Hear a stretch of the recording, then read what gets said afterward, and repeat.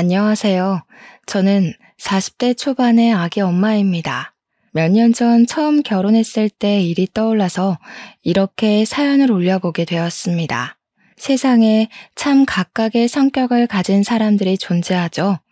혹시 아나무인의 극치를 만나보신 적이 있으실까요? 나밖에 모르고 남에 대한 배려는 전혀 없는 그런 사람.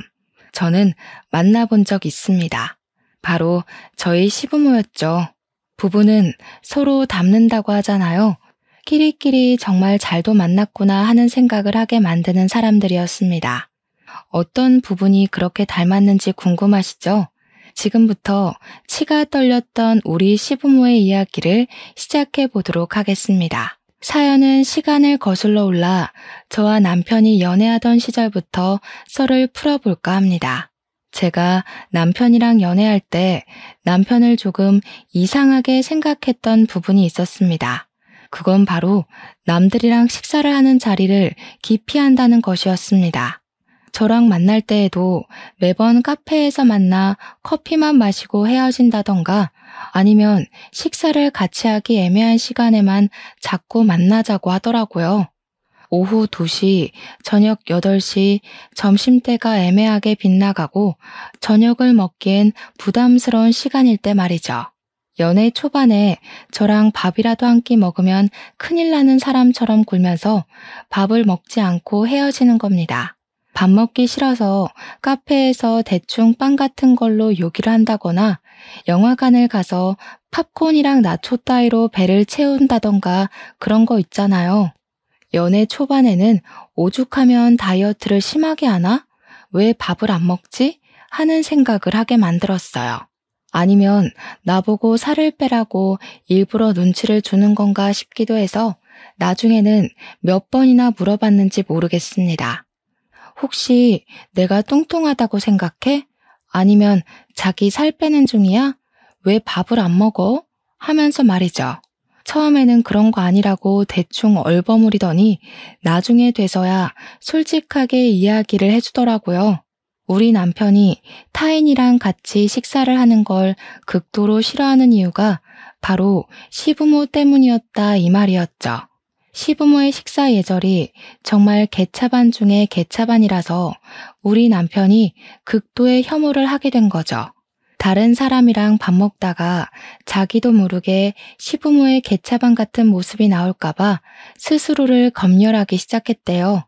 가족이니까 아무렇지 않게 했던 행동이 남들에게는 이상하게 비추어질 수 있잖아요. 오죽하면 저랑 연애를 시작하고 6개월 정도 저랑 같이 밥을 먹은 적이 없으니까 얼마나 식사 자리를 꺼려 하는지 이해가 가시겠죠? 물론 지금이야 같이 살고 있으니 서로의 식습관을 지적해주고 고쳐나가고 그렇게 부대끼고 있긴 하지만요. 시부모 때문에 타인이랑 같이 밥을 먹지 않는다는 강박을 제가 어떻게 알게 되었는지 궁금하지 않으신가요? 제가 6개월 내내 밥 먹자 타령을 하다가 열이 받아서 우리 집으로 그냥 끌고 들어와 밥상을 차려버렸습니다. 제 자취집에 처음 놀러 온 날 손님을 불러다 놓고 밥부터 차리고 있으니까 남편이 무척이나 황당해했어요. 그날도 처음에는 저랑 같이 밥을 먹지 않으려고 밥을 먹고 와서 배가 부르다고 거짓말을 친 거 있죠?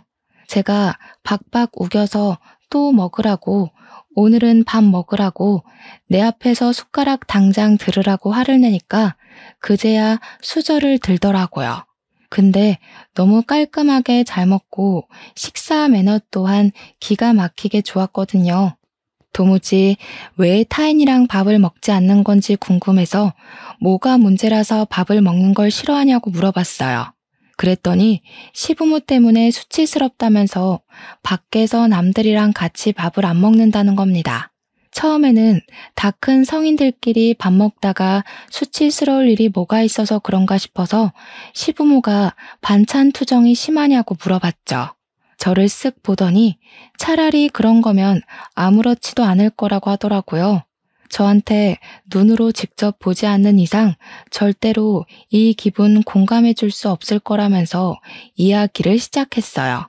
알고 보니까 시부는 밥 한 술 뜨고 트림 꺽 하면서 상대방을 배려할 줄 모르고 밥을 먹는 사람이었고요. 시모는 밥 먹는 내내 반찬이며 국이며 침 묻은 수저로 회회에 저으면서 온갖 반찬을 뒤적거리는 사람이래요. 진짜 같이 밥이라도 한 끼 먹으면 밥맛이 떨어지고 비위가 상해서 목구멍으로 쌀알이 넘어가질 않는다는 겁니다. 혹시라도 한평생 그런 걸 보고 자라서 그런지 자기도 모르게 똑같은 짓을 할까봐 혹은 같이 식사하는 상대라 그런 모습을 보여줄까봐 식사 자리가 싫다는 겁니다. 밥은 그냥 혼자 먹는 게 제일 편하다면서 저랑도 같은 이유로 밥을 먹지 않았던 거래요. 저는 솔직하게 물어봤죠. 나 밥 먹는 거 보니까 어떤 거 같냐고. 나도 똑같이 거슬리는 행동을 한 게 있냐고요. 그랬더니 고개를 저으면서 없다고 괜찮다고 하더라고요. 저는 웃으면서 대꾸했죠. 뭐 앞으로 우리 맛집도 좀 찾아다니고 배골지 말고 데이트하자고요.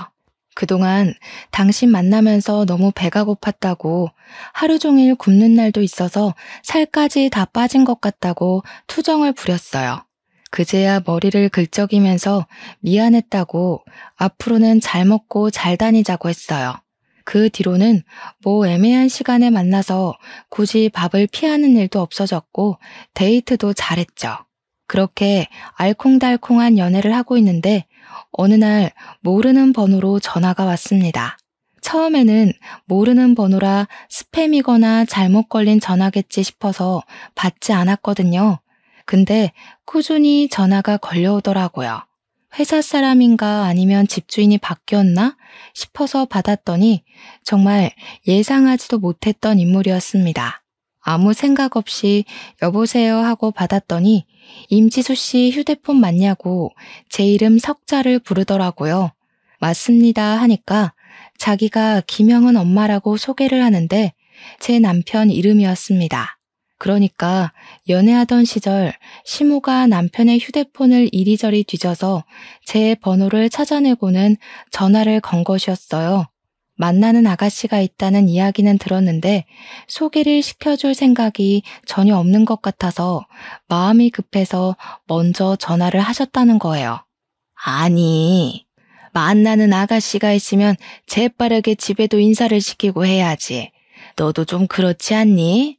먼저 인사드리러 오겠다고 연락이라도 했어야지. 저는 솔직히 좀 당황스럽긴 했지만 그냥 제가 생각이 짧았다고 적당히 마무리를 하고 전화를 끊으려고 했어요. 저한테 지금 뭐 하냐고 당장 만나자고 하시길래 놀래서 숨을 헉 하고 들이쉬었는데 그걸 놓치지 않고 지금 나와 하시더라고요. 제가 무슨 일을 하는지도 모르시는지 당연히 평일 낮 시간에 시간이 될 거라고 생각을 하셨나 봐요. 하필이면 그날 월차를 내고 쉬고 있었던 터라 딱히 거절할 말이 생각나지 않아서 알겠다고 하고 시무를 만나러 나갔습니다. 첫 만남이니까 옷이라도 차려입어야 할까 싶어서 너무 꾸민 것처럼 보이지 않는 단정한 차림을 하고 나갔습니다. 저를 보자마자 여기가 진짜 맛집이야 하면서 저를 감자탕 집으로 데리고 가셨어요. 첫 만남에 감자탕 집이라는 게 너무나도 이상했지만 맛집이라고 하니까 그나마 저를 생각해 주신 거라고 마음을 다잡고 식당으로 들어갔습니다. 저를 되게 반갑게 맞아주셨거든요. 그래서 더욱더 태연한 척 굴었습니다. 자리에 앉으니까 군침이 도시는지 입맛을 쩝쩝 다지시면서 이 집이 줄 서서 먹는 집이라고 얼른 먹자고 한 움큼 살이 붙은 뼈를 딱 집으시더라고요. 저는 난감했죠. 이것들을 어떻게 먹어야 깔끔하게 먹을 수 있을까 고민하고 있었는데 시모가 뼈를 손으로 턱 잡더니 검지로 살을 쑥쑥 발라내는 거예요. 손가락을 쭉쭉 빨면서 살을 발라내는데 손톱 밑에 감자탕 국물이 배어서 손톱색이 주황색으로 물들고 있었어요. 분명 옆에 일회용 비닐 장갑도 있고 물티슈도 있었는데 손을 닦지도 않은 채로 발라내시더라고요. 앞접시도 쓰지 않고 밥그릇 위에 살을 수북히 쌓아두더니 침 묻은 숟가락으로 국물을 휘 저어서 밥 공기에 덜어내고 드시더라고요. 물론 잘 드시는 거니까 식성이 좋으시구나 하고 넘어갈 사람도 있을 수 있겠지만 와, 제 눈에는 그냥 개걸스러웠어요. 일주일은 굶은 사람처럼 쩝쩝거리시면서 드시는데 이게 바로 남편이 말하던 그 비위 상하는 행동이구나 싶더라고요. 저는 국물을 떠마실 때 그렇게 큰 소리를 내는 사람은 처음 봤습니다.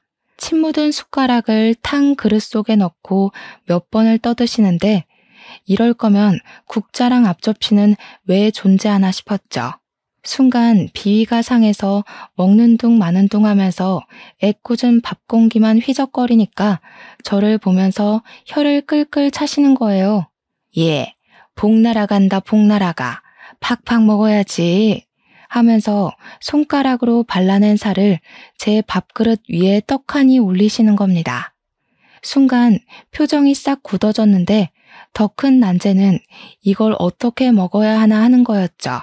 거절을 할 수도 없고 그 살코기 조금 떼어서 한 입 쑥 먹고는 숟가락 바로 내려놨습니다.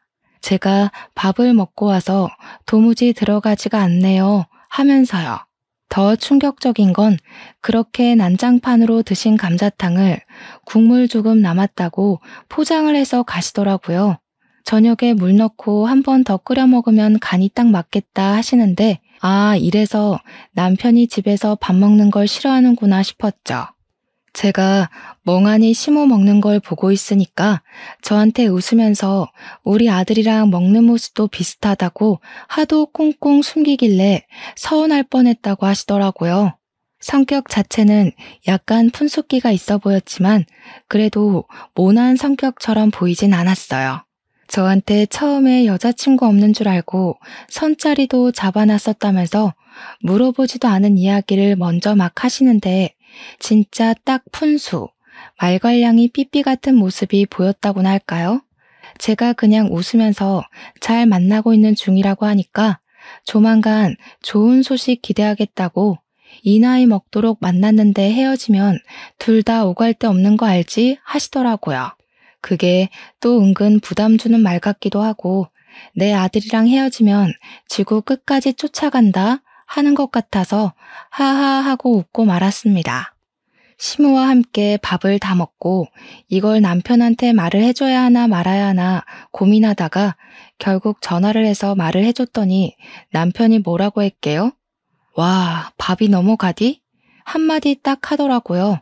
본인 부모님인데도 불구하고 저렇게 말을 할 정도면 우리 남편이 얼마나 치를 떨었었는지 느낌이 오시나요? 저도 뭐 솔직하게 이야기했죠. 밥이 안 넘어가더라고. 그러니까 저한테 쪽팔려 죽겠다고 하는데 100번 이해가 갔어요. 그 뒤로 자주 연락할 것처럼 굴었던 시모는 연락이 없었고 저와 남편은 쭉 연애를 이어갔습니다. 그렇게 몇 개월이 더 흐른 어느 날 본격적으로 결혼 이야기가 오가기 시작했어요. 사실 30대 후반으로 접어든 나이였기에 남편과 저는 어느 정도 인생을 책임감을 가지고 연애를 하고 있었거든요. 자연스럽게 결혼을 하기로 했고 남편이 걱정하던 시댁에서 처음으로 밥을 먹게 되었죠. 시댁 앞에 주차를 하고 들어가기 전에 남편이 저한테 신신당부를 하더라고요. 우리 부모님 식사 매너가 진짜 개차반이고 그런 행동을 하는 게 상대방을 불쾌하게 만드는 일이라는 걸 모른다고요. 혹시라도 비위 상하면 바로바로 말을 해줘야 한다고. 그래서 저도 뭐 할 말 다 하겠다고 걱정하지 말라고 했습니다. 그날 다정하게 맞아주시는 시모와 시큰둥하게 왔냐? 하고 많은 시부한테 공손하게 인사를 드리고 식탁에 딱 앉았습니다. 순간 남편하고 눈이 서로 마주쳤는데 둘 다 오늘 저녁을 아마 못 먹겠구나 싶었습니다. 메뉴가 오리백숙이었거든요. 이걸 또 얼마나 개걸스럽게 해치우실지 상상이 갔습니다. 시모가 일단 배고프니까 밥부터 먹고 이야기를 하자고 하시면서 개수대에서 손을 씻고 앞치마에 쓱쓱 닦으시더라고요. 그런데 그 앞치마가 진짜 빨래한 지 한 1년은 넘어 보이는 듯한 그런 더러운 비주얼이었어요. 식당에서 주는 앞치마도 저 정도는 아닐 것 같은데 하는 아주 상태가 망한 앞치마였죠. 순간 저기다가 손을 닦을 거면 손을 왜 씻으신 거지? 하는 생각이 들 정도였죠. 시모는 아무렇지 않게 자리에 앉아서 오리백숙 다리를 맨손으로 쭉 찢었습니다. 한쪽은 시부한테, 한쪽은 남편한테 주시더니 저를 보고는 가슴살 같은 뻑뻑한 살 좋아하니? 나는 좋아하는데 하시더라고요.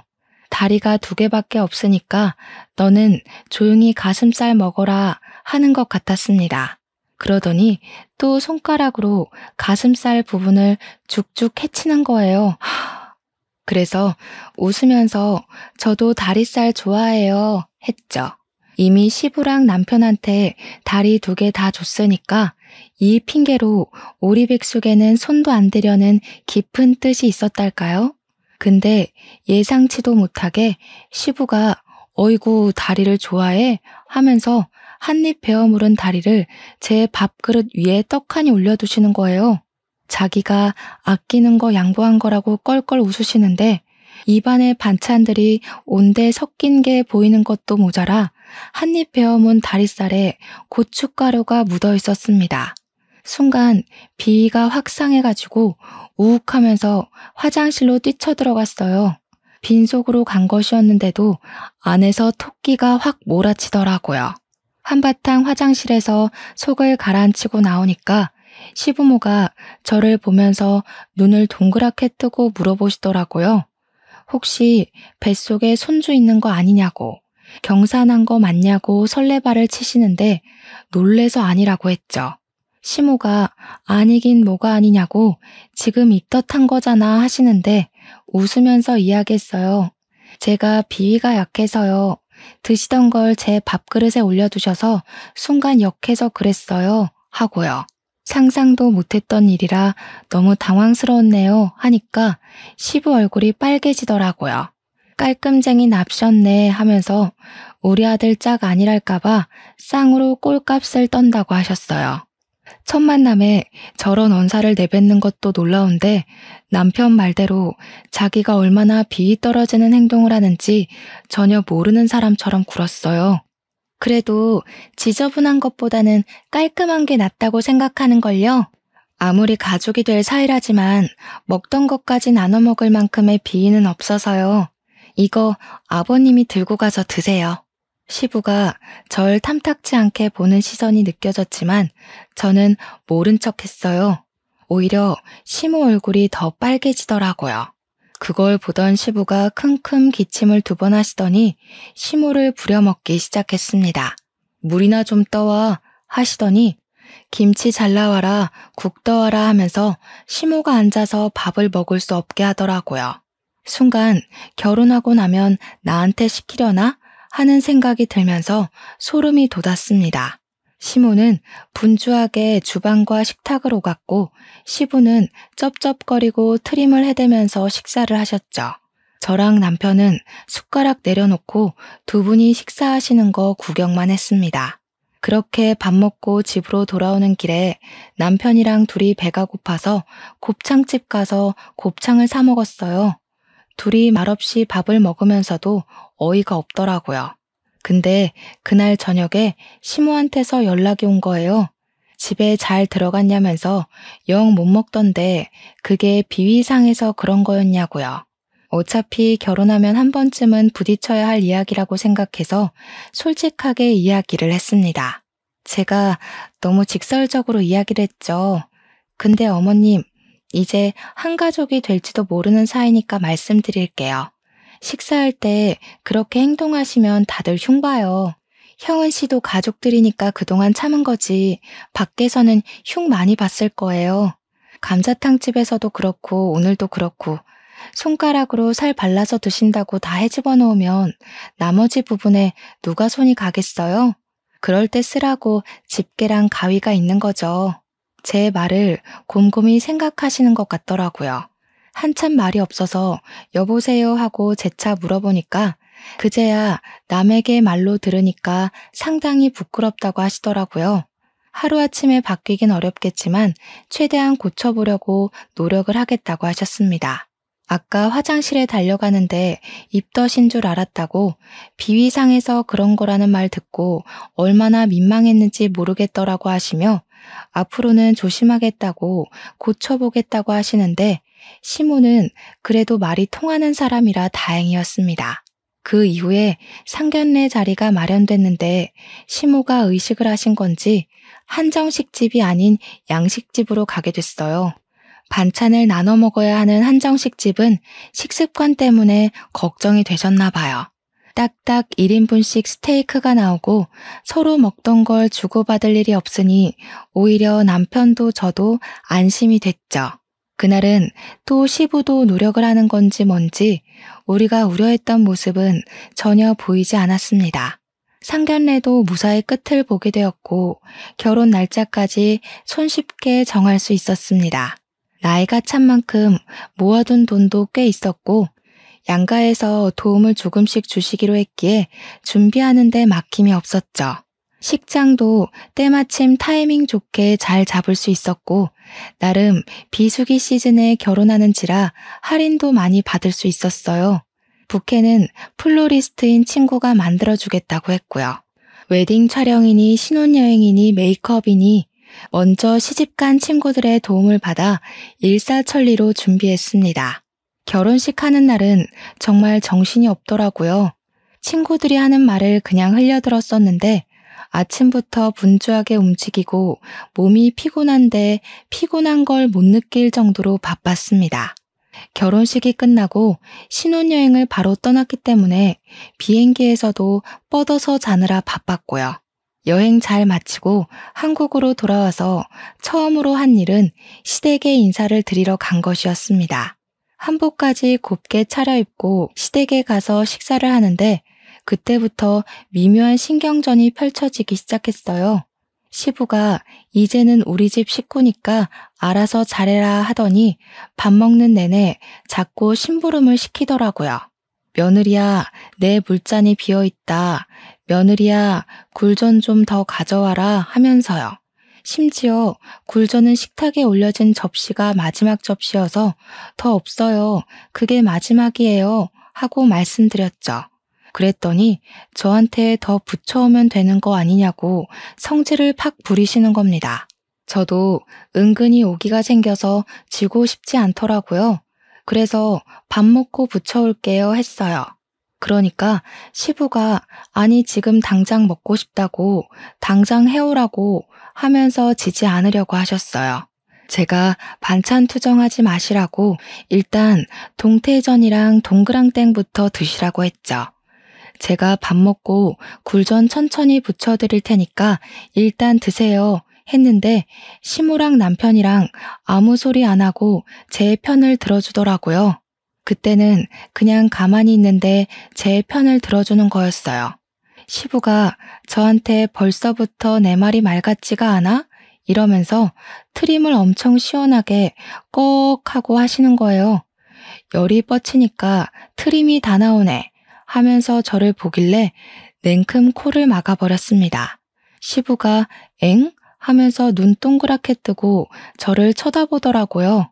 아버님, 식사 매너가 이게 뭐예요? 밥 먹다 말고 사람 면전에 대놓고 트림을 하시면 어떡해요? 그동안 친구분들이나 가족들이 밥 먹을 때 그런 행동하지 말라고 안 했어요? 너 지금 나 가르치냐? 내가 애야? 요즘 애들은 그런 행동 안 해요. 5살 먹은 애들도 안 하겠어요. 그러니까 시부가 불그락 푸르락 해져가지고 어디 이런 대바라진 계집애가 들어왔냐고 하시더라고요. 제가 픽 하고 웃으면서 지금이라도 알려드려서 다행인 줄 아시라고 그런 행동 고치시라고 했죠. 시부가 삿대질을 하면서 야, 나 너랑 겸상 안 할란다. 집에 가라. 굴전이고 뭐고 필요 없다. 하시대요. 그냥 그 자리에서 일어나서 남편한테 가자고 말했죠. 우리 남편도 보니까 밥이 그대로 있더라고요. 한 숟갈도 제대로 못 든 거였어요. 시모만 안절부절해가지고 밥 더 먹고 가지 하는데 제가 어머님께 손뼉을 치면서 이야기를 했죠. 어머님, 식사 매너가 너무 좋아지셨어요. 굿굿. 다음에는 남편이랑 이렇게 셋이서 밖에서 밥 먹어요. 우리 시모는 저한테 칭찬을 받아서 그런 건지 쑥스럽게 웃으면서 노력했어 하시더라고요. 그 뒤로는 뭐 시모도 안 시키는 시집살이를 시부가 시키고 싶어서 안달난 사람처럼 굴었어요. 괜히 집으로 불러다가 우리 집에 안마의자 하나 놔주라 하시면서 옆집 경태기네는 이번에 며느리가 안마의자 500만 원짜리 떡하니 사줬다더라 하셨어요. 그러자 옆에 있던 남편이 인상 팍 쓰면서 거기는 경태기네 아버지가 며느리 차 사줬잖아요 하더라고요. 시부가 남편을 말로 이기기 힘들겠다 생각이 들었는지 저를 보면서 괜히 빈정거리시더라고요. 지금 내가 차 안 사줬다고 안마의자 하나 못 사주겠다는 거야? 하면서요. 저도 이대로 질 수 없잖아요.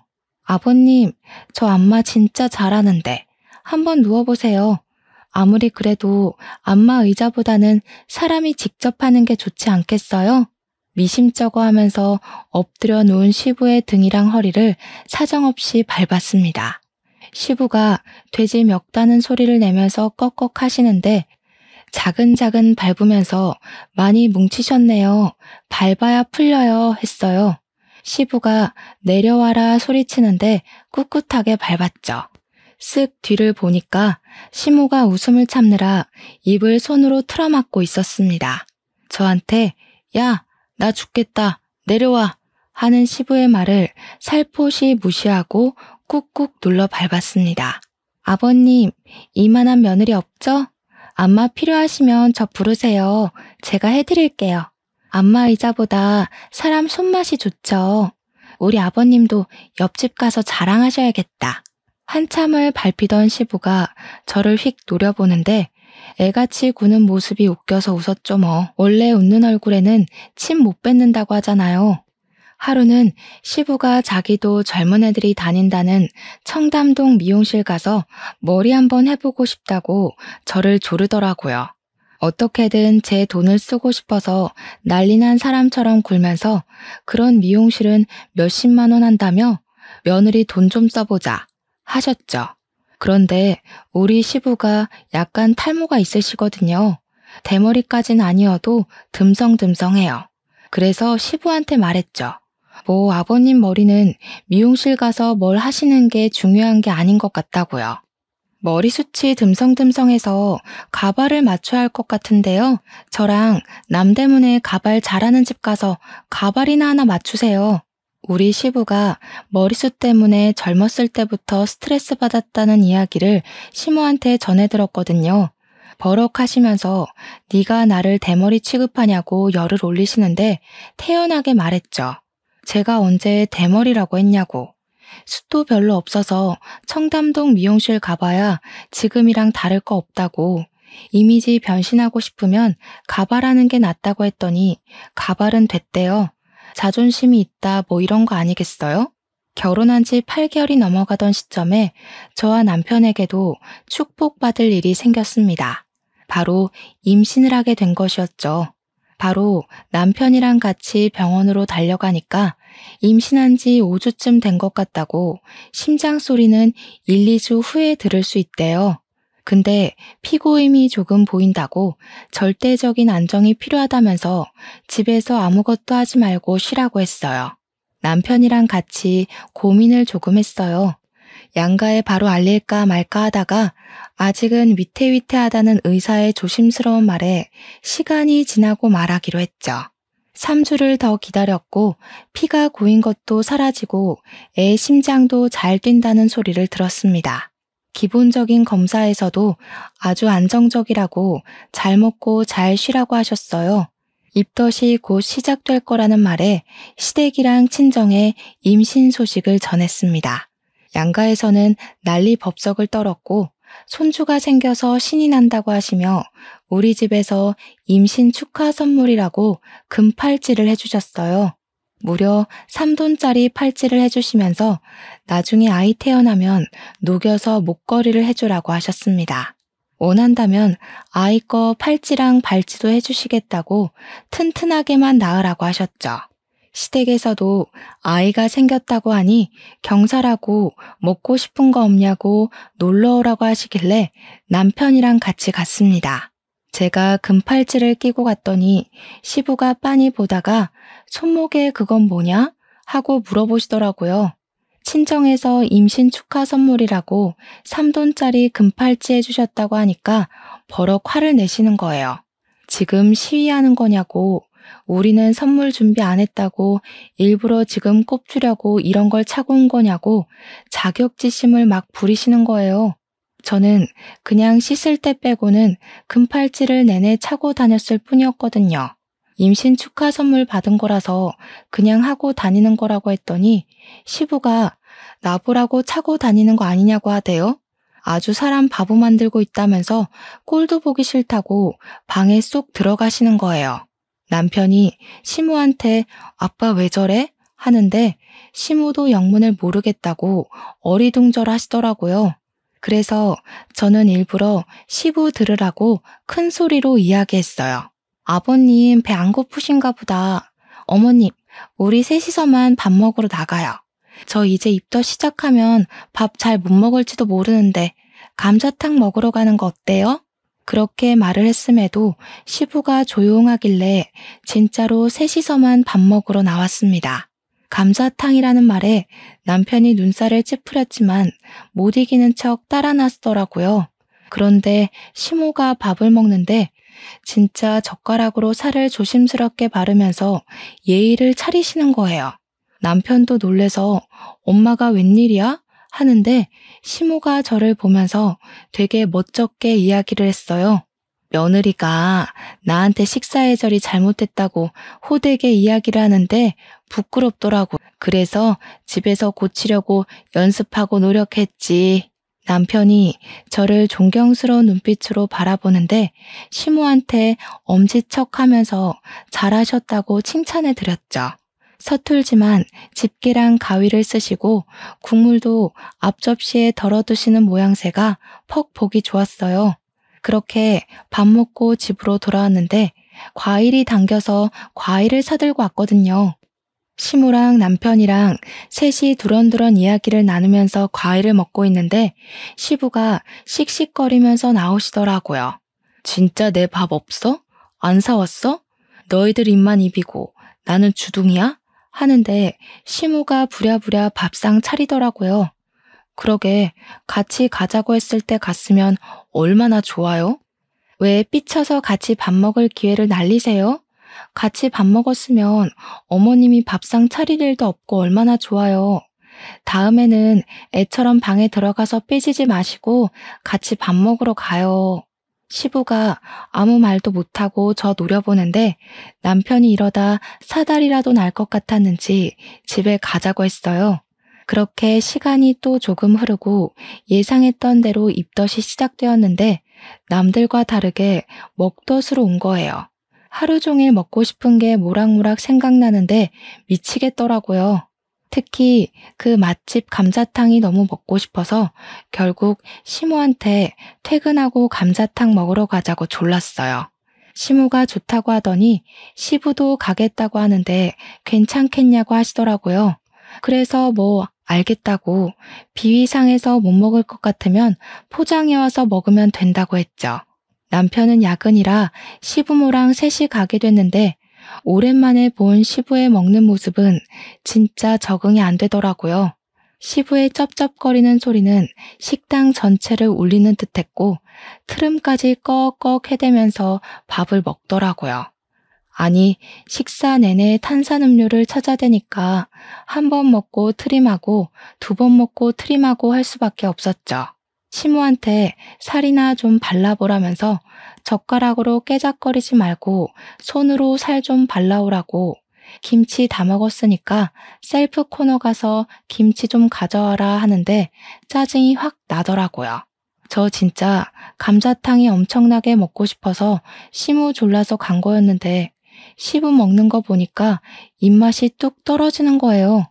시부한테 인상 팍 쓰고 아버님 때문에 비위상해서 밥을 못 먹겠어요 하면서 젓가락을 탁 내려놨어요. 그러니까 도끼 눈을 뜨고 뭐가 어쩌고 어째 하시는 거예요. 저는 포장해서 집에 가서 남편이랑 먹을래요 하고 시부는 보지도 않고 핸드폰만 만지고 있었어요. 그러니까 시부가 이렇게 안 먹을 줄 알았으면 괜히 큰 거 시켰네 하시더라고요. 중얼중얼 하시는데 남는 거 포장해 가면 되지 또 새 거 괜히 포장했다고. 남는 거 싸가기 싫어요. 아버님이 숟가락 푹푹 담가 드셨잖아요. 저랑 어머님이랑 국자로 떠서 앞접시에 덜어 먹는데. 그러니까 저한테 아이고 지랄도 유분수다 하시는데 제가 우리 애 들으니까 욕은 하지 마시라고 했죠. 밑바닥까지 긁어먹을 기세로 쩝쩝거리면서 드시다가 갑자기 시부가 주위를 쑥 둘러보더라고요. 눈치 보는 사람처럼 기웃기웃 하시더니 갑자기 머리카락을 쥐어 뜯으시는 거예요. 가뜩이나 머리숱 없어서 스트레스 받는다고 하시더니 저게 뭐 하는 짓인가 하고 보고 있었죠. 자기 머리카락 한 3개 정도는 툭툭 뽑더니 감자탕에 쑥 넣는 거예요. 제가 놀래서 뭐 하세요? 하고 물어봤더니 조용히 하라면서 가만히나 있으래요. 저는 진짜 경악스럽고 비위상해서 미칠 것 같았습니다. 아줌마 이리 와봐. 여기 이거 봐봐. 머리카락이 이만큼이나 나왔잖아. 사람 먹는 음식에서. 주방 관리를 어떻게 하길래 머리카락이 하나도 아니고 3개나 나와? 종업원을 붙잡고 시부가 역정을 내니까 카운터에 있던 주인 아줌마가 헐레벌떡 달려오셨어요. 시부 얼굴을 한참 보다가 감자탕을 보더니 주인 아줌마가 인상을 팍 구기더라고요. 아니, 아저씨, 눈 크게 뜨고 잘 봐. 이 흰 머리카락에 이 길이에 이거 아저씨 거 아니야? 내가 긴가민가 했는데 딱 보니까 알겠네. 지난번에도 머리카락 나왔다고 공짜로 포장까지 해간 아저씨 맞지? 아니, 왜 생사람을 잡고 그래? 나 이 집 처음 왔어. 시부가 당황한 듯 눈알을 굴리면서 주인 아줌마의 시선을 피하더라고요. 보아하니 하루 이틀 해먹은 수법이 아닌 것 같았습니다. 처음 오긴 뭘 처음 와. 내가 기억이 다 나는데.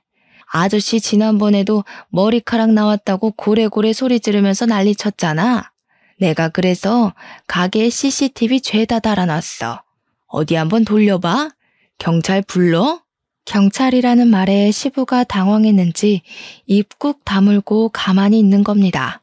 제가 진짜 얼굴이 다 화끈거리고 쪽팔려서 쥐구멍에 숨고 싶은 심정이었어요. 주인 아줌마가 계속 이런 진상을 받나 하면서 이야기를 하시는데 아무래도 끝이 나지 않을 것 같아서 제가 대신 죄송하다고 사과를 했죠. 시모도 수치스러운지 고개를 팍 숙이고 있는데 시부만 딴청을 부리고 있었습니다. 제가 죄송해요, 실수가 있었나 봐요 하면서 사죄를 하니 주인 아줌마가 저를 보면서 말을 하시더라고요. 세댁, 아버지인지 시아버지인지 모르겠지만 노망난 노친네 자중 좀 하라 그래. 그러면서 다시 카운터에 가시니까 그제야 시부가 킁킁 하면서 태연하게 이야기를 하더라고요. 원래 이런 거 잘 안 걸리는데 재수가 옹붙었네 하시면서요. 주인 아주머니께 다시 한번 사과를 드리고 계산하고 포장된 걸 받아 나와서 가게 앞에서 시부한테 소리를 쳤어요. 태어나서 처음으로 그렇게 어른에게 화를 내본 것 같습니다. 아버님, 쪽팔리게 이게 무슨 짓이에요? 우리 아이 보기 부끄럽지도 않으세요? 우리 애한테 이런 할아버지 있다고 말해주고 싶지도 않아요, 정말. 이런 버릇 고치기 전까지 저희 부부 볼 생각도 하지 마시고 손주 볼 생각도 하지 마세요. 뭐야? 며느리가 어디 시아버지한테 그런 막말을 하고 그래? 너 말 다 했어? 제발 그만 좀 해. 시모가 처음으로 시부한테 소리를 버럭 질렀습니다. 얼굴이 새빨개져서 씩씩거리면서 울분을 토해내는데 제가 다 입이 다물어지더라고요. 쪽팔린 줄 알아. 내가 며느리 보기 부끄러워서 살 수가 없다. 한두 번도 아니고 지금 몇 번째야. 내가 집에서도 밥 먹으면서 트림하는 거 고치라고 했어, 안 했어? 숟가락으로 회에 국물 젓는 것도 하지 말라고 했지? 당신이랑 같이 밥 먹으면 체할 것 같아, 비위상해서. 밥 안 먹으면 뭐 당신이 집 나가서 살 거야, 어쩔 거야? 한평생 잘 살다가 갑자기 왜 깨끗한 척 고상한 척이냐고. 그래, 나 나가 살란다. 내가 우리 아들네 집에 빌부터 살아도 당신 그 버릇 고치기 전까지는 집에 안 들어가. 두 분이 거기서 씩씩거리면서 싸우는데 제가 뭐 별 수 있겠습니까? 어쩔 수 없이 시부 모시고 집으로 돌아왔습니다. 시부는 끝까지 자기가 잘못한 게 뭐냐고 택시를 타고 돌아가셨고요. 남편이 감자탕이랑 같이 온 시부를 보고 깜짝 놀라서 이 시간에 웬일이냐고 물어보았죠. 시부랑 감자탕집에서 있었던 이야기를 말해주니까 남편이 시부한테 잘했다고 한 번쯤은 이야기했어야 했다고 하더라고요. 며칠 쉬신다 생각하고 우리 집에서 지내면서 아버지 버릇 좀 고치게 해야 된다고 시부를 응원했어요. 그런데 또 웃긴 게 시부도 자존심만 세가지고 그런 건지 한 일주일 넘게 시부한테 연락도 하지 않고 저랑 남편한테도 연락이 없었습니다. 2주일이 딱 되는 날 시부한테 연락이 와서는 밥 먹는 거 깔끔하게 먹도록 노력해보겠다고 돌아오라고 했대요. 시부가 혼자 가겠다는 걸 저랑 남편도 한번 두고 보자 하는 심산으로 따라 나섰습니다. 시부가 밥도 제대로 못 먹은 건지 초췌한 모습으로 거실에 앉아 있다가 우리 부부를 보고는 인상을 팍 쓰더라고요. 너네는 왜 줄줄이 소시지처럼 따라왔냐고 하셨죠. 그래서 제가 그랬죠. 아버님 식습관 고친다고 하셔서 그거 한번 보려고 따라왔다 말했고요. 그러고는 애증의 감자탕을 떡하니 꺼내놨습니다. 시부가 또 감자탕이냐고 한숨을 푹 쉬더니 포장 용기 뚜껑을 열어서 조심히 뼈를 잡더라고요. 한숨 푹푹 쉬면서 젓가락으로 서툴게 일일이 살을 바르고 국자로 국물 떠서 앞접시에 퍼 드시더라고요. 쩝쩝 소리 안 내려고 입국 다물고 천천히 씹어 삼키시는데 아주 고역으로 보였습니다. 그래도 이 정도로만 드시면 비위는 안 상하겠다 싶어서 손뼉을 쳐드렸죠. 우리 아버님도 노력하시니까 다 잘하시네요. 앞으로도 그렇게 식사 매너 지켜주세요. 시부가 할 말은 많은데 할 수 없다는 표정으로 저를 슬쩍 노려보셨어요. 저는 일부러 더 해사하게 웃으면서 앞으로도 이렇게만 하시면 좋겠네요 했고요. 평소에 10분이면 식사 한 끼 뚝딱 하시는 시부가 천천히 매너 지키면서 먹느라 30분 만에 감자탕을 해치우셨습니다. 뒷정리를 하는데 남편이 저한테 쓱 오더니 자기는 평생 노력해도 안 되던 거 2년이 채 안 돼서 고친 제가 진짜 대단해 보인다고 했어요. 어릴 때 자기가 싸워도 보고 애원도 해보고 했을 때 안 되던 게 며느리의 힘은 다른가 보다 하면서요. 제가 웃으면서 대꾸했죠.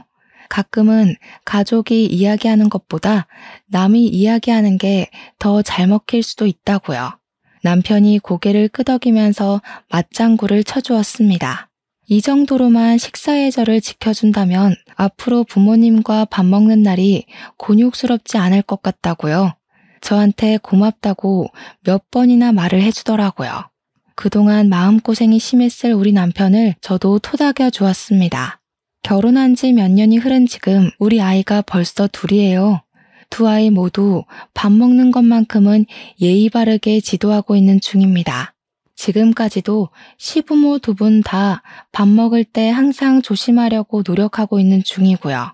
우리 애들도 덕분에 앉은 자리에서 움직이지 않고 최대한 흘리지 않으려 노력하면서 밥을 먹고 있어요.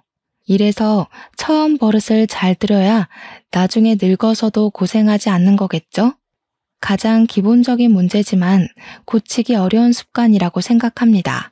하지만 노력하면 안 되는 건 없다는 걸 이번 기회에 제대로 알게 됐어요. 혹시라도 주위에 똑같은 일을 겪고 계신 분들이 있다면 부딪혀서 이겨버리세요. 세상의 노력으로 안 되는 건 없답니다. 우리 청취자 여러분도 현명하게 난관을 이겨내시길 바랄게요. 추워지는 날씨에 뜨끈한 감자탕이 절로 생각나는 밤입니다. 내일은 시부모님 모시고 감자탕이라도 먹으러 나가봐야겠어요. 그럼 제 이야기는 여기서 마치도록 하겠습니다.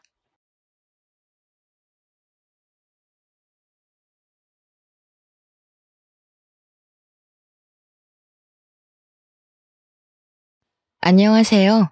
저는 지금 고3, 중1 두 아이를 혼자 키우고 있어요. 매번 여기 사연을 들으면서 같이 화도 내고 답답해하기도 하고 응원도 하고 그랬는데 오늘은 제가 여러분께 위로도 듣고 조언을 듣고 싶어서 이렇게 사연을 보내요. 저는 남편과 2년 전에 이혼했어요. 처음에 이혼을 결심할 때는 정말 막막하고 잘 살 수 있을까 하는 걱정이 많았어요. 사실 여자 혼자 두 아이를 키운다는 건 쉬운 일이 아니잖아요. 하지만 아이들의 적극적인 지지와 도움 덕분에 이혼을 결심하고 지금은 우리 세 명이 똘똘 뭉쳐서 전보다 더 행복하게 살고 있어요. 이혼이라는 것이 좋은 이야기는 아니지만 그래도 용기를 내어 저의 이혼 이야기를 한번 해볼까 해요. 저와 남편은 결혼하고 나서 원래 살던 곳이 아닌 다른 지역으로 이사를 하고 바로 아이를 가졌어요. 아이가 태어난 후 친정이나 시댁이 다 멀어서 도움을 받을 수 없던 상황인지라 저는 집에서 아이를 돌보게 되었고 남편은 기존에 다니던 회사를 거리상의 문제로 관두고 제 친척 오빠가 운영하는 신발 가게에서 일하게 되었어요. 친척 오빠는 제게는 친절하고 재밌는 사람이었지만 일할 때는 아주 엄하고 예민한 사람이었어요. 그래도 남편에게는 알게 모르게 보너스를 많이 챙겨주기도 하고 아이가 갑자기 많이 아프거나 급한 일이 생기면 편의를 많이 봐주기도 했어요. 그러나 남편은 친척 오빠의 운영 방식에 불만이 많았어요. 하지만 둘째 아들이 아직 어리고 앞으로 애들 앞으로 나갈 돈이 한창이니 어쩔 수 없이 참고 꽤 오랫동안 일하다가 도무지 힘들어서 못 해먹겠다며 친척 오빠와 한바탕 크게 싸우고 관두었어요. 그 후 남편은 자신의 친척이 운영하는 공장의 공장장으로 들어가야겠으니 당시 살고 있던 서울에서 경기도로 이사를 하자고 하더라고요. 그 당시 큰딸이 중3이었고 둘째 아들은 초등학교 4학년이었어요. 멀리 이사를 하다 보니 아이들도 전학을 가야만 했는데 저는 큰딸이 걱정되더라고요. 사실 큰딸이 조금 소심하고 조용조용한 성격이거든요. 그래서 친구도 두루두루 사귀지 못하고 한 친구만 깊게 사귀는 편이에요. 이런 성격의 아이가 이미 무리가 다 지어질 대로 지어졌을 중3 때 전학을 가면 과연 잘 적응할 수 있을지 걱정이 되더라고요. 그래서 남편에게 차라리 1년만 더 있다가 큰딸의 고등학교 입학과 동시에 이사를 하자고 했어요. 그런데 친척의 공장에서는 지금 사람이 없으니 남편에게 빨리 오라고 했었나 봐요. 그래서 어쩔 수 없이 남편은 경기도 친척의 집에서 살고 저와 아이들은 서울에서 살다가 1년 뒤에 경기도로 이사하기로 했어요. 그런데 남편이 경기도의 친척 집에서 출퇴근한 지 일주일이 지나자 눈치 보인다고 차라리 빨리 이사를 오라고 하는 거예요. 그때가 4월이었어요. 이제 학교에서는 단짝이 생기고 노는 무리가 형성되었을 시기인데 전학을 가자니 아이들이 너무 걱정되었어요. 요새 뉴스에서 보면 학교 폭력도 이전과는 다르게 아주 심각하잖아요. 안 그래도 마음이 여린 큰딸이 혹시라도 나쁜 아이들의 표적이 되어 왕따라도 당하게 되면 어쩌나요? 그래서 아직은 아이들 때문에 지금 당장 이사는 안 될 것 같고 차라리 거기 근처에 원룸을 구해서 살라고 했어요. 그랬더니 자기 혼자는 못 살 것 같고 다달이 쓸데없는 돈을 쓰는 것이 아깝다며 일단 빨리 이사하자고 하더라고요. 하도 독촉을 어쩔 수 없이 남편이 다니는 공장 근처로 집을 알아보는데 교통편 좋고 학교도 가까운 곳에 마땅한 집이 없었어요. 그렇게 또 한 달 정도가 흘러가자 남편은 제게 나는 친척집에서 눈치 보며 사는데 왜 이렇게 집을 못 구하냐며 화를 냈죠. 그러더니 저에게 말도 없이 혼자 대출을 받고 집을 계약하고 와서는 8월에 이사하는 거로 끝냈다고 통보를 하더라고요. 저는 아무리 그래도 우리가 부부인데 제게 말도 없이 혼자서 결정한 것에 너무 화가 났어요. 일단 집을 구했다고는 하니 어떤지 확인을 해보려고 갔는데 신축 빌라라 깔끔은 하지만 앞뒤로 다 빌라 짓는다고 공사 중이고 학교도 엄청 멀었어요. 그리고 너무 외져서 여기서 정말 사람 하나 납치당해도 아무도 모르겠더라고요. 대형마트도 엄청 멀어서 가려면 버스를 타고 가야만 했어요. 저는 왜 이런 곳에 상의도 없이 대출까지 받아서 집을 구했냐고 뭐라고 했지만 남편은 제 말은 듣지도 않았고 자기는 눈치를 보면서 살고 있다며 내 생각은 어떻게 하나도 하지 않냐고 자기 입장만 구구절절 얘기하더라고요. 저는 어차피 집에 있으니 그렇다 치고 아이들의 입장은 하나도 생각하지 않은 채 자신이 힘든 것만 얘기하는데 정말 어쩜 사람이 이렇게 이기적일 수도 있나 싶더라고요. 앞뒤가 꽉 막힌 남편과 대화라는 것을 시도하자니 정말 벽에다 대고 말을 하는 것 같아 저도 그냥 말하다 말고 지쳐서 집으로 혼자 돌아왔어요. 그 뒤로 저는 서울에서 혼자 아이들을 돌보며 이사 준비를 했네요. 그렇게 시간이 흘러 8월이 되어 저와 아이들은 원치 않는 이사를 하고 짐도 어느 정도 정리하며 아이들의 전학까지 완료했어요. 그런데 서울은 고등학교가 평준화되어 입학할 때 추첨으로 입학하지만 저희가 이사한 경기도는 비평준화 지역이어서 중학교 3학년 겨울에 연합고사라는 시험을 봐서 고등학교에 입학하더라고요. 만약 연합고사를 제대로 보지 못하면 다른 지역 고등학교에 가야 했어요. 그런데 평소에는 연합고사를 잘 보지 못해도 다들 충분히 갈 수 있었지만 우리가 이사 올 당시 이 지역 중3 학생 수가 고등학교 입학 정원보다 많아 필수적으로 300명 정도는 다른 지역으로 가야만 했어요. 즉, 다른 연도와는 다르게 이번에는 연합고사를 형식적으로가 아닌 정말 제대로 잘 봐야지 원하는 고등학교에 갈 수 있는 상황이었죠. 이러한 상황에서 다른 학생들은 3월부터 준비를 해왔던 연합고사를 큰딸은 9월부터 준비를 해야 했어요. 남들보다 늦게 시작했기에 친구들을 따라잡으려면 매일 밤 늦게까지 공부를 해야만 했죠. 학교 적응하기도 힘든 와중에 학업 스트레스를 받는 큰딸을 보니까 자기만 생각하는 이기적인 남편이 정말 원망스럽더라고요. 남편이 1년만 원룸 구해서 살았으면 아이가 저렇게까지 스트레스 안 받아도 됐을 거잖아요. 이제 고작 16살밖에 되지 않은 저 체구도 작은 아이가 극심한 학업 스트레스로 잠도 못 자고 위장병까지 와서 밥도 제대로 먹지 못했어요.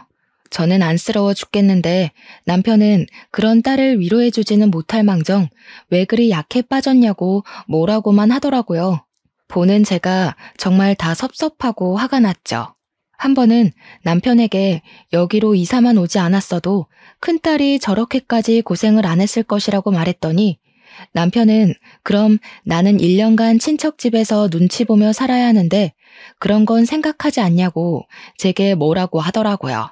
남의 자식도 아니고 자기 자식이 저렇게 고생을 하는 것을 보고도 여전히 자기만 생각하는 남편을 보니 정말 저런 것도 아빠인가 싶더라고요. 그래도 어쩌겠나요. 이미 이사는 왔고 아이는 이제 서울 중학생이 아닌 경기도 중학생인 것을요. 정말 많은 걱정을 했지만 큰딸이 제 생각보다 내면이 강한 아이였는지 학교에서도 절친이 생기며 적응을 완벽하게 잘했고 이어지는 중간고사에서도 전교 10등 안에 들었어요. 그 후에도 학교 생활을 무난하게 했습니다. 연합고사도 짧은 시간 준비했음에도 좋은 성적이 나와 집 근처에 원하는 고등학교로 입학할 수 있었어요. 둘째 아들도 성격 좋은 활발한 아이라 진작에 학교에 잘 적응하여 친구들도 잘 사귀고 선생님께도 귀염받고 잘 다녔네요. 이렇게 아이들에 대한 걱정이 한시름 놓이니 우리 집 가정 형편이 걱정되었어요. 남편이 돈을 벌기는 하지만 아이들이 커가고 점점 지출이 늘어나기 시작하면서 저도 이제는 돈을 벌어야겠다는 생각이 들더라고요. 그런데 지인들이 없는 이곳에서 오랫동안 경력이 단절된 저를 써주는 곳은 아무 곳에도 없었어요. 한 달간 정말 많은 곳에 이력서를 넣은 결과 일식집에서 근무할 수 있냐고 연락이 왔죠. 오후 5시부터 새벽 3시까지 홀서빙을 하는 일이었는데 급여도 나쁘지 않았고 가게도 깔끔하고 사장님과 직원분들도 다 좋아 보였어요. 다만 가게가 조금 멀리 있어서 새벽에 퇴근이 걱정되더라고요. 이 부분에 대해 말씀드렸더니 사장님이 집 앞까지 퇴근을 시켜주실 수 있다고 해서 바로 출근을 하게 되었어요. 그렇게 한 달 정도가 지났어요. 처음으로 새벽까지 일하니 몸이 고되기는 했지만 그래도 적지 않게 돈을 벌고 사람들도 다들 잘해주니 좋았어요. 그런데 제가 일을 하기 시작한 후로 남편이 아예 생활비를 주지 않더라고요. 수도세나 전기세 같은 공과금은 제 월급으로 나간다고 해도 적어도 아이들 교복비, 학비와 같은 양육비는 줄 법도 한데 이조차도 전혀 주지를 않았어요. 제가 생활비나 아이들 학원비를 내야 하니 돈을 좀 보내달라고 하면 남편은 너도 돈을 버는데 내가 왜 줘야 하냐고 하더라고요. 저도 돈을 벌기는 하지만 솔직히 그 돈이 많은 돈도 아니었고 아이들 학비나 용돈, 공과금을 내고 나면 저도 오히려 돈이 부족한 상황이었어요. 그나마 결혼하면서 친정엄마가 주신 비상금이 있어 망정이지 그 돈도 없었으면 저는 돈이 한 푼도 없는 상황이었죠. 그래서 제 월급 명세를 보여주며 공과금에 아이들 학원비, 학교 준비물을 사면 생활비나 반찬값이 한 푼도 없다고 했어요.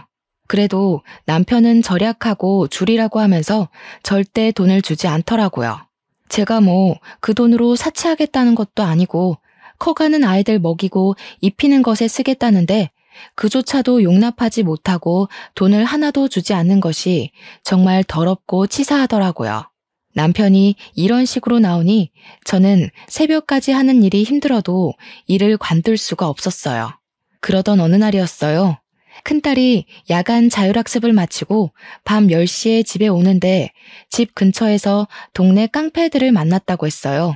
다행히 큰딸이 잽싸게 뛰어와서 큰일은 없었지만 딸아이가 그런 일을 겪었다는 것이 너무 속상하더라고요.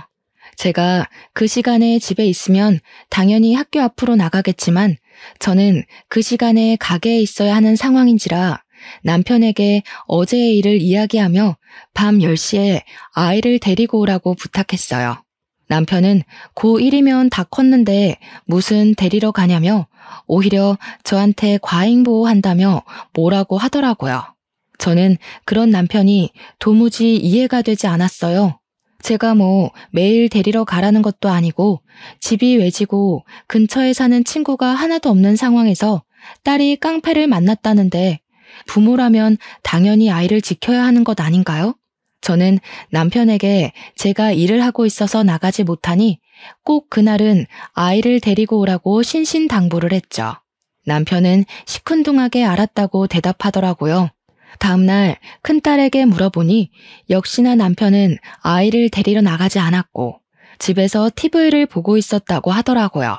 차라리 잠이 들었으면 그러려니 하겠지만 TV를 보고 있었다면 충분히 나갈 수도 있는 상황이었는데 자신이 귀찮아서 나가지 않았다는 것이잖아요. 아이가 깡패들한테 맞을 수도 있는 상황에서도 철저히 자기 자신만 생각하는 남편의 모습이 너무 실망스럽고 화가 나더라고요. 이렇게 자기 자신만 생각하며 살 거면 그냥 차라리 혼자 살고 아이도 낳지를 말지 결혼은 왜 해서 이렇게 저와 아이들을 괴롭게 만드나 하는 생각이 들었어요. 그로부터 며칠 뒤 아들의 생일이었어요. 저는 새벽에 퇴근하자마자 미역국을 끓이고 아침에 일어난 아들에게 축하한다고 이야기해 주었는데 남편은 축하한다는 말 한마디 없이 그냥 밥만 먹고 있더라고요.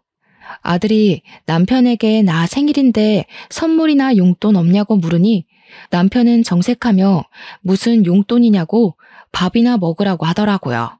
아들은 그런 남편의 모습을 보고 크게 실망한 표정을 지었어요.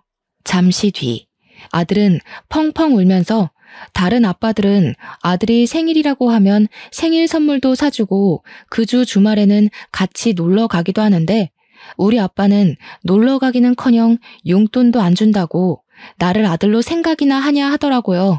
그런 아들의 울음에도 남편은 기어이 생일 축하한다는 말 한마디 없이 그냥 출근했어요.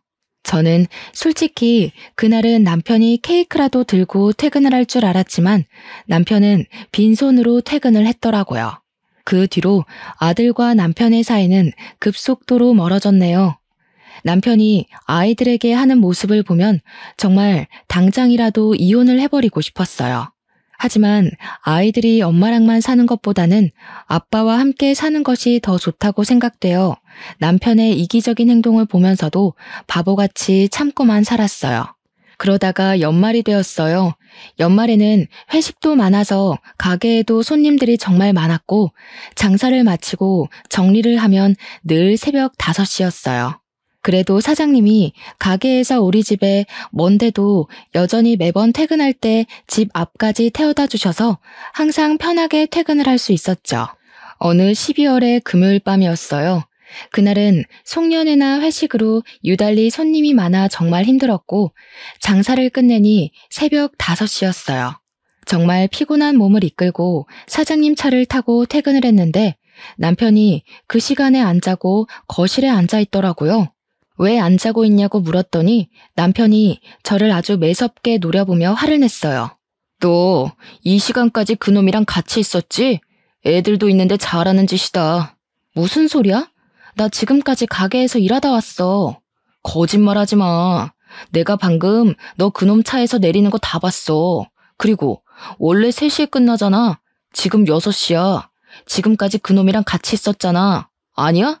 요새 연말이라 손님들 많아서 늦게 끝난다고 얘기했잖아. 그리고 그분은 사장님이야. 새벽에 택시비도 비싸고 잘 잡히지도 않으니까 집 앞까지 태워다 주는 거라고. 그럼 왜 너만 그 차에서 내려? 다른 직원들은 어디에 가고? 그리고 내가 오늘만 본 줄 알아? 어제도 지난주에도 그 차에서 내리는 거 내 두 눈으로 똑똑히 봤어. 이게 불륜이지 뭐야? 사장이랑 바람 피우는 불륜녀. 일하고 오느라 피곤한 나에게 남편은 사장님과 바람 피우는 불륜녀라며 말도 안 되는 의심을 하고 소리를 지르며 화를 냈어요. 하지만 저는 정말 맹세코 사장님한테 다른 마음 품은 적이 단 한 번도 없었고 무엇보다 가게에 사모님이 함께 계셨어요. 제가 만약에 사장님과 불륜을 저질렀다면 이미 그 가게에서 잘렸겠죠. 그리고 사장님이 저만 태워다 주는 게 아니라 전 직원 다 태워주는데 우리 집이 가게에서 제일 멀어서 제가 제일 늦게 내리는 것 뿐이거든요. 그런데 남편은 제가 사장님 차에서 단둘이 있다가 내렸다는 사실 하나만 가지고 불륜을 의심하고 있었어요. 남편이 그 조용한 새벽에 고래고래 소리를 지르는 통에 아이들이 자다가 놀라서 나와 남편을 말렸어요. 아이들이 울면서 그만하라고 소리를 지르니 남편이 그냥 집 밖으로 나가버리더라고요. 저는 놀란 아이들을 진정시키고 잠깐 자려고 안방에 누웠는데 너무 억울하고 분통해서 피곤한데 잠도 안 왔어요. 잠시 후 아이들은 친구들 만나러 나가고 저 혼자 그냥 멍하니 누워있는데 남편이 들어왔어요. 진짜 솔직하게 말해봐. 정말 그놈이랑 만나는 거 아니야? 당연히 아니라고. 요새 연말이라서 손님들 많아서 늦게 끝나는 거라니까. 게다가 가게에 사모님도 같이 일하고 계시는데 만나고 뭐하고 할 게 뭐가 있어. 그럼 차라리 일 관둬. 그 일 관두고 다른 일해. 가게는 많잖아. 안 그래? 내가 왜? 나 이제 여기서 일 적응해서 잘 다니고 있는데 왜? 그리고 솔직히 다른 곳보다 여기가 훨씬 돈도 많이 줘. 애들 학비며 용돈, 생활비에 공과금까지 다 내 돈으로 하는 마당에 내가 왜 이 좋은 일자리 두고 다른 곳에 가야 하는데? 네가 돈도 안 주면서 어떻게 먹고 살아? 애들이랑 다들 쫄쫄 굶고 살아? 그건 그냥 아껴서 하면 되잖아. 사람이 자기 분수에 맞게 살아야지. 어떻게 맨날 고기만 먹어? 뭐? 내가 언제 뭐 비싼 고기를 먹지? 그리고 나만 먹어? 우리는 밥에 김치만 먹어도 커가는 애들은 고기도 먹고 해야 하잖아. 한 근에 얼마 안 되는 삼겹살 좀 애들 먹이고 싶은데 생활비에 공과금 내 월급으로 내고 나니 돈이 없더라 돈이. 말이 나와서 말인데 도대체 네 월급은 다 어디에다가 쓰니? 너야말로 새살림 차려서 여자한테 돈 다 갖다 바치는 거 아니야? 너 말이면 다인 줄 알아? 너야말로 그놈이랑 불륜 저지르고 거기 계속 그렇게 다니는 거 아니야? 네 남편이 그렇게 싫다는데 굳이 거기에 가야겠어? 이렇게 가게가 많은데. 저는 혼자 오해하고 진실을 알려고 하지도 않으며 귀를 닫아버린 남편과 이야기를 하자니 속이 터져서 돌아버리겠더라고요. 말해봤자 제 입만 아프고 시간만 낭비되니 그냥 나 잘 테니까 나가라고 했어요. 그런데도 남편은 계속 그곳을 관두지 않으면 이혼하겠다는 말까지 하더라고요. 솔직히 지금도 제 돈으로 다 먹고 사니 이혼을 해도 경제적으로 큰 문제는 없었어요. 아이들도 이제 혼자서 학교 다녀오고 저 없이도 알아서 밥도 잘 차려 먹고 생활할 수 있기도 했고요. 그런데 갑자기 이혼하면 아이들이 받을 정신적인 상처가 걱정되었어요. 특히 감정이 예민한 큰딸은 더 큰 상처를 받을 것 같았어요. 그래서 일단은 아이들이 성인이 될 때까지는 남편이 저래도 참고 그냥 한 귀로 듣고 한 귀로 흘리며 기다려야겠다고 생각했어요. 남편은 그 뒤로도 계속 저를 의심했죠. 그러나 여기만큼 급여를 잘 주고 사람도 좋은 곳을 찾지 못해서 저는 의심을 하든 말든 그냥 계속 다녔어요. 사실 제가 일식집에서 정말 다른 남자를 만난 것도 아니고 사장님과 눈이 맞은 것도 아닌데 남편이 오해한다는 이유 하나만으로 이렇게 좋은 직장을 관둘 필요가 전혀 없잖아요. 무엇보다 남편은 생활비를 일절 주지 않았어요. 제가 만약에 남편의 말대로 여기보다 급여는 훨씬 적은 곳으로 간다고 해서 생활비를 줄 것 같지도 않았거든요. 어떤 핑계를 대서라도 생활비 한 푼 안 줄 사람이란 것을 알기에 더더욱 관둘 수가 없었어요. 그렇게 매일 싸움으로 지쳐가던 어느 날이었어요. 하루는 일하는데 새벽 2시에 큰딸에게 전화가 왔어요. 아빠가 이 시간에 집에 없다는 거예요. 일단 알겠다고 하고 남편에게 전화했어요. 그런데 받지를 않더라고요. 전화를 끊고 다시 일하려는데 사장님이 저를 부르더니 살 것이 있다고 잠깐 편의점 좀 다녀오라고 하셨어요.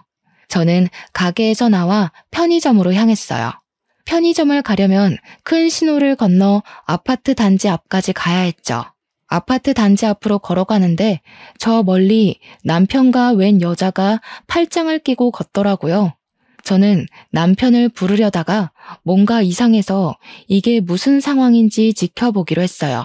그 둘은 팔짱을 끼고 아파트 안에까지 들어갔어요. 저는 계속 쫓아가서 몇 동으로 들어가고 몇 층으로 올라가는 집까지 알아냈어요. 그리고 저도 바로 따라 올라갔죠. 엘리베이터를 타고 해당 층에서 내리니 그 층에 2개의 집이 있더라고요. 오른쪽의 집은 아예 불이 꺼져 있었고 왼쪽 집은 불이 켜져 있었어요. 현관에 귀를 살짝 대보니 남편과 여자의 대화 소리가 들리더라고요. 저는 이 집에 남편이 있다고 확신하고 벨을 눌렀죠. 여자가 먼저 누구냐고 묻길래 일부러 말을 안 하고 가만히 있었어요. 제가 조용히 있다가 다시 벨을 누르니 남편이 누군데 이 시간에 벨을 누르냐고 화를 내며 현관문을 열었어요. 그런데 제가 그 앞에 서 있는 모습을 보고 깜짝 놀라더라고요. 네가 왜 여기 있어? 이 집은 어떻게 알고 온 거야? 너야말로 집에 있어야 할 이 시간에 이 집에 저 여자랑 왜 있니? 희진이가 전화 왔더라. 새벽에 잠깐 깼는데 네가 없다고. 아, 이렇게 2집 살림해서 우리 아이들 키울 돈이 없었니? 그래? 그래놓고 나한테 불륜을 저지르니 마느니 방귀 낀 놈이 성낸다더니 딱 그 꼴이네. 여보, 누구야?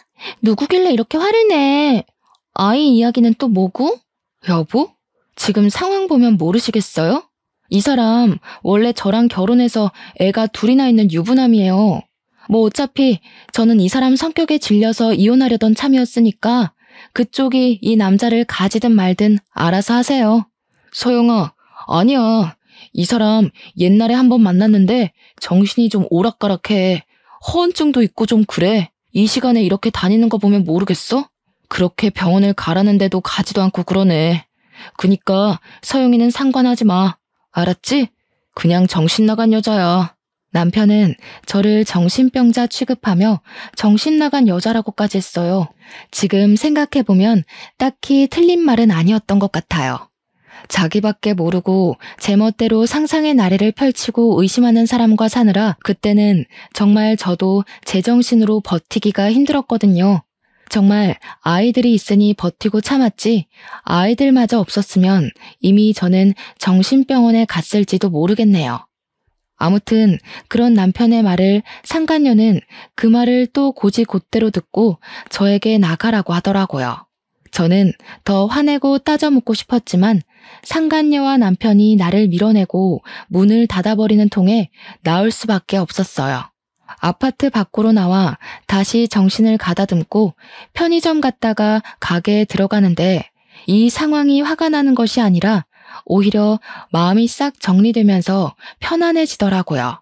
그날 홀가분한 마음으로 퇴근하고 집에 오니 새벽 4시였고 남편은 당연히 집에 없었어요. 그때까지 걱정으로 잠을 자지 못하는 큰딸에게 아빠와 연락이 되었는데 잠깐 회사에 일이 생겨서 급하게 나갔다고 했어요. 아무리 못된 남편이라도 아이들에게는 자신을 낳아준 아빠인데 그런 아빠가 다른 여자와 살림을 차렸다는 이야기는 차마 못하겠더라고요. 그리고 큰딸에게 혹시라도 아빠랑 엄마가 이혼하면 어떨 것 같냐고 물어봤어요. 큰딸은 그래도 자기는 엄마 편이라고 하며 이혼하면 오히려 좋다고 하더라고요. 이야기해보니 큰딸은 그동안 남편이 제게 생활비 한 푼도 안 주고 오히려 다른 남자 만난다고 오해했던 것까지 모든 상황을 다 알고 있더라고요. 그러면서 저와 남편이 싸우는 거 보면서 불안하게 사느니 차라리 좀 힘들어도 저와 마음 편하게 사는 게 더 좋다고 말했어요. 그래도 이제 고3인데 부모의 이혼이 신경 쓰이지 않겠냐고 물으니 고3이라서 더 이혼하는 게 좋을 것 같다며 맨날 싸우는 소리 들으면서 불안한 것보다 차라리 이혼하는 편이 덜 신경 쓰일 것 같다고 말했어요. 저와 큰딸의 대화 소리에 둘째 아들도 잠에서 깼어요. 저는 아들이 일어난 김에 아들의 생각도 물어보았어요. 아들도 역시 아빠와 함께 좋은 시간을 보낸 적도 없고 집에 오면 자신들과 함께 있는 것을 귀찮아하고 아빠가 집에 있으면 오히려 더 불안하고 좋지 않다며 이혼하는 것에 찬성한다고 하더라고요.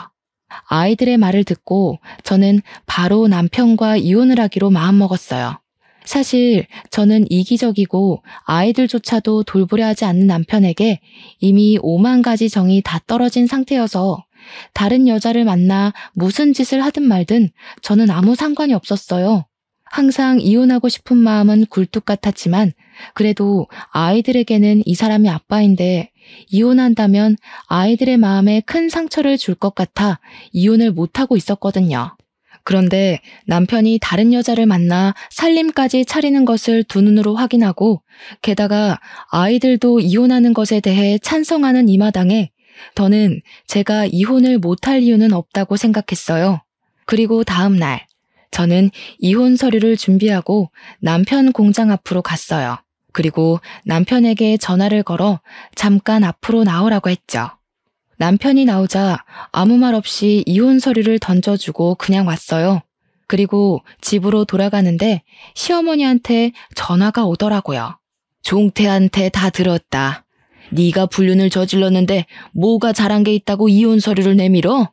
불륜을 저지른 것이 자랑이야? 어머니, 제대로 좀 알고 화를 내세요. 그동안 어머니 아들이 어머니 손주들 크는데 돈 한 푼도 안 줘서 제가 새벽까지 일하며 돈 벌어서 다 먹이고 키웠어요. 그런데 제가 그렇게 일하는 새벽에 어머니 아들은 이미 다른 아파트에서 젊은 여자랑 새 살림을 차렸어요. 그래서 이혼하자고 서류 내민 게 그렇게 잘못이에요? 우리 종태가 그럴 리가 없다. 종태가 얼마나 책임감 강하고 성실한 아이인데 네가 돈을 헤프게 쓰느라 생활비가 다 떨어졌던 거겠지. 그리고 젊은 여자랑 새 살림이라니 말도 안 된다. 네가 오해한 거겠지.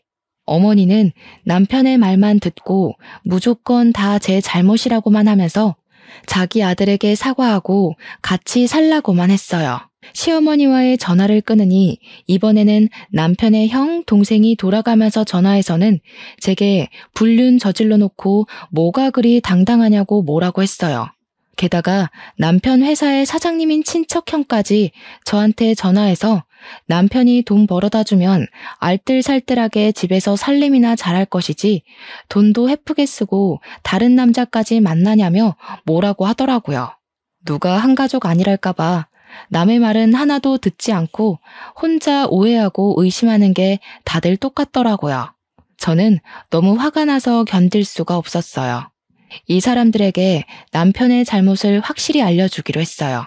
남편이 잘못해서 이혼하는 마당에 꼭 내가 잘못해서 이혼한 것처럼 있기는 억울하잖아요. 일단 가게에는 죄송하지만 급하게 집안일이 생겨 일주일만 쉬겠다고 양해를 구했어요. 그리고 남편이 퇴근할 시간에 맞춰 상간녀가 사는 아파트 앞으로 갔죠. 얼마 지나지 않아 남편이 나타났어요. 제가 이혼하자고 하니 이제는 아주 당당히 제 집 가듯이 들어가더라고요.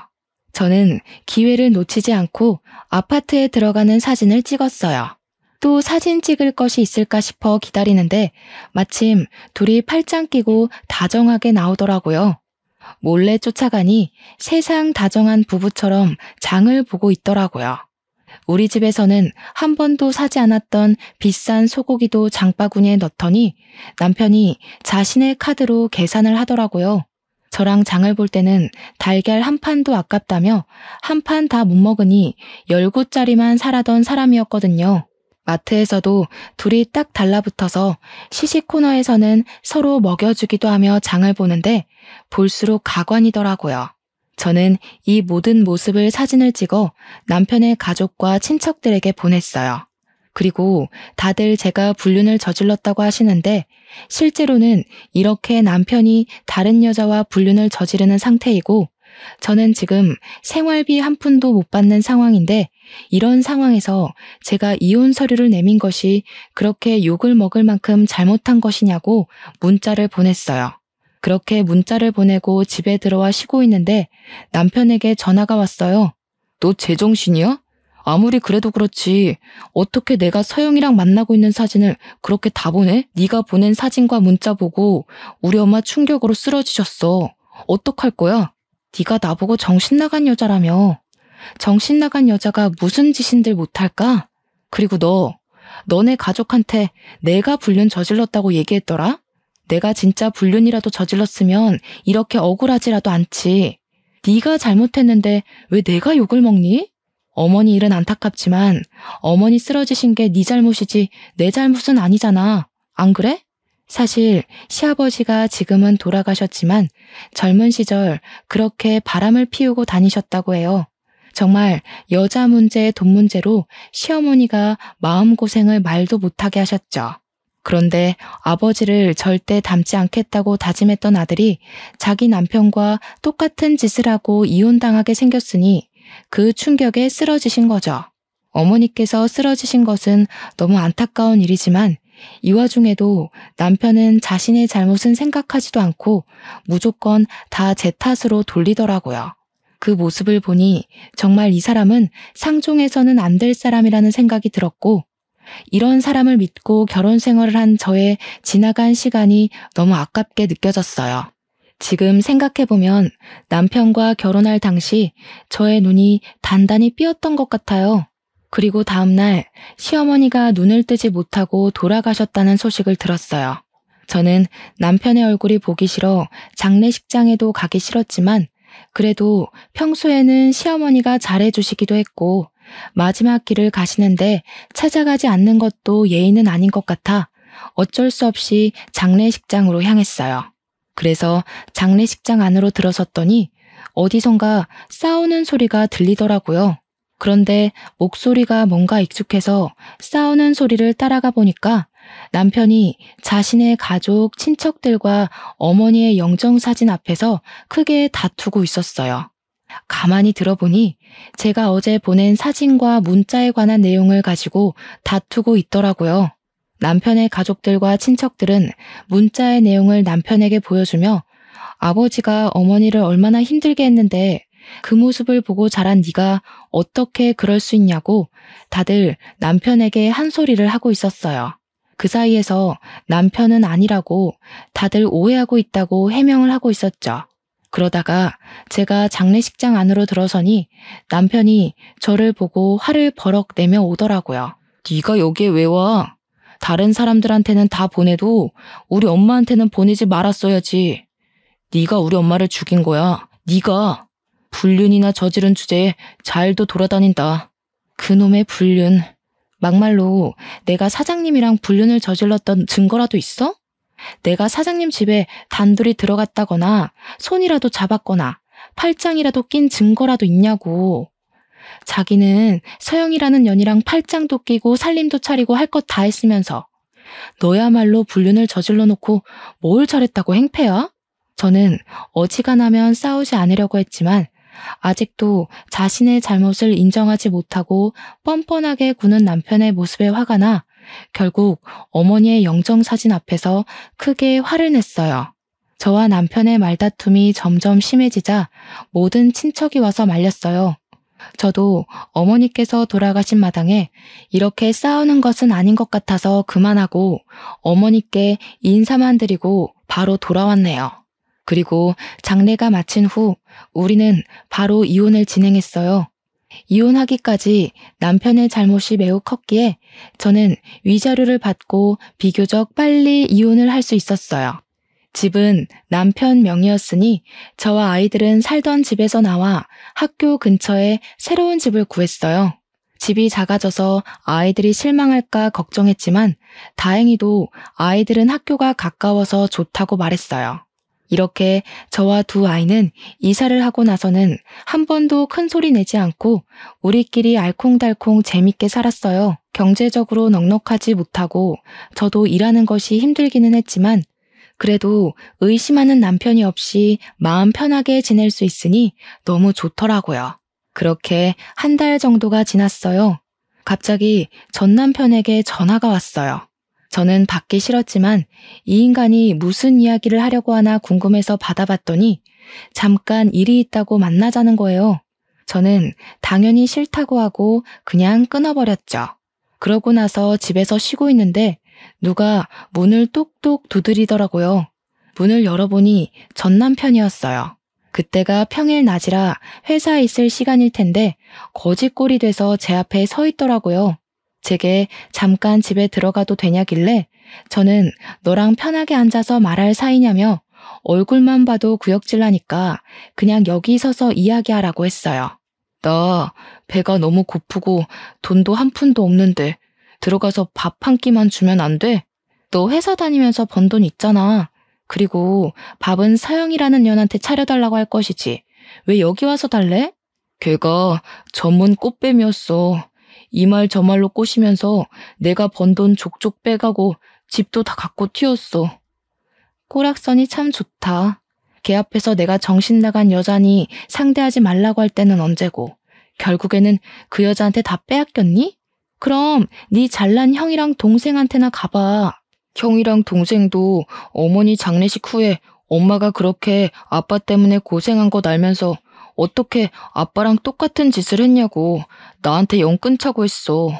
그 뒤로 연락도 안 되고 집에 가도 문을 안 열어줘.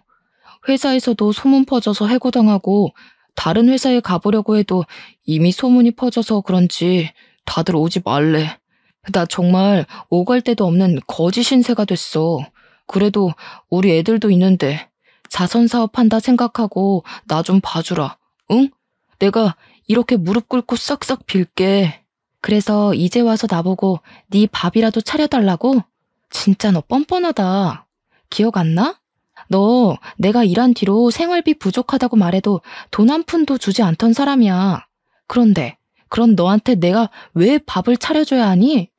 그래도 내가 아이들 아빠인데 너무한 거 아니야? 아이들이 아빠가 이렇게 거지꼴로 다닌다고 하면 뭐라고 생각하겠어.